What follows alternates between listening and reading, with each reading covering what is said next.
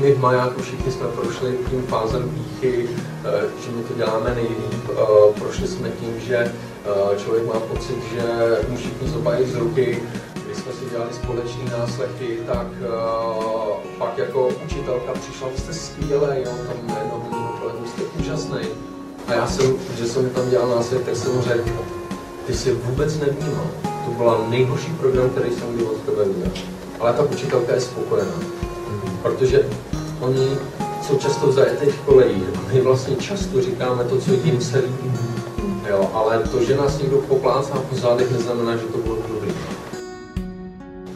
To je docela silný, protože oni vidějí, já taky jako nejsem dokonalý člověk, já jsem taky loser jako vy, jako nezvládnu spousta věcí ve svém životě.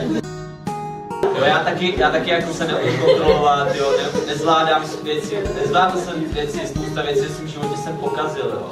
A myslím si, že pro ty děcka je to docela důležité tohleto slyšet, jo, od dospělého člověka, který dokáže uznat jakoby vlastní chybu. To nikdy neuslyší od žádného učitele, ani doma nejspíš. Jo.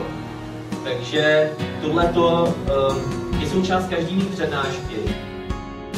A díky tomu, že už jsem tam třeba ten 4. rok, teď na té škole, tak my už jsme probrali takových věcí a oni mě tak znají. Takže díky tomu mám pocit, že si teprve můžu začít dovolovat si mluvit o těch svých osobních věcech.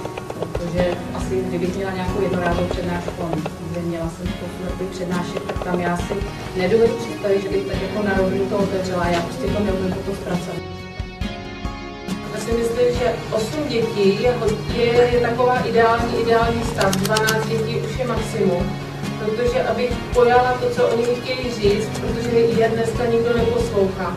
Každý chce prostě výkon a co jsi udělal, neudělal a není čas vůbec na nic. Ale oni, když můžou přijít a začnou mi něco vyprávět, tak nemůžu to, je dobrý, když těch dětí tam je takový počet, abych to nějak zvládla.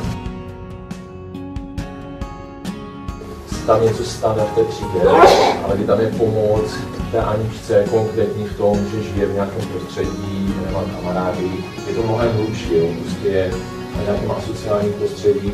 Jak tady s tím jako děláte?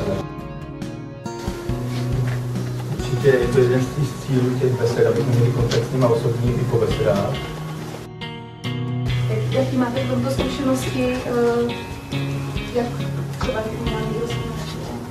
já to mám třeba tak, že to mám přímo v nabídce besed, který dávám školám, tak mám, že v rámci každé besedy jezdím na následné aktivity a tam jsou právě kluby a nějaké další akce, takže já to mám v té nabídce, když náhodou si škola zeptá, tak řeknu v té nabídce to mám a nestává se mi, že by školy se na tím podivovaly.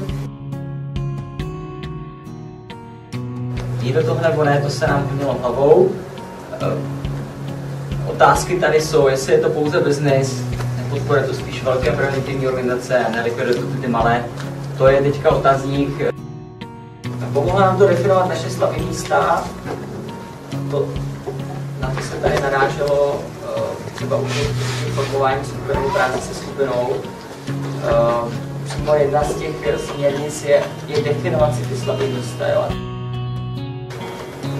Systém vyhodnocení vaší práce zpětná vazba od učitelů a studentů. Nevím, jak to máte, jestli to je jako náhodně, nebo jestli to máte nějakým způsobem, že pak na to kladete důraz, že to je něco, na čem vám záleží. Certifikace to jasně definují, že by to mělo být a spojíte nějakou formu, která vám to může prouzet, že to jsou nějaké dotazníky. Jo, a je to taky tím, že já to tak jako nastavil. Můžete mít spoustu dobrých nápadů, které byste mi mohli dát a já bych se snažil to do konce roku nějak připravit, tak, aby to na začátku roku se mohlo nabídnout školám a ať už by si to vyučovali sami, anebo třeba i vy, že byste to přidružili k tím svým tomu, co děláte a že byste měli vlastně další nabídku pro ten speciálně pro ten příští rok. Často hrozí možná i opačný extrém, že se člověk jakoby, že člověk vyhoří, jo? Že člověk prostě dělá všechno a dělá toho tolik, že už to nezvládá. Když máme nějaký problém v jedné rodině, v jedné oblasti, tak se to musí objevit i v té druhé. Když má někdo nějaký problém zdravotní, tak často prostě se mu výhůz, žije prostě duševně na přednáškách. Když člověk bolí dlouhodobě záda, tak to pravděpodobně bude i tím, že nese nějaký velký náklad na svých bedrech, třeba v té duševní rovině něco nese nějaký problém.